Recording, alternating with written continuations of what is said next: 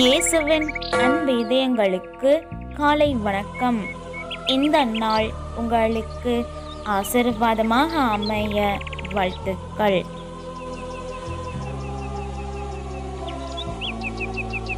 இப்புதிய நாளுக்கான ஆசீர்வாத இறைவசனம் திருப்பாடல்கள் அதிகாரம் 145 இறை வார்த்தை 3. ஆண்டவர் மாண்புமிக்கவர், பெரிதும் போற்றுதலுக்கும் உரியவர். அவரது மாண்பு நம் அறிவுக்கு எட்டாதது.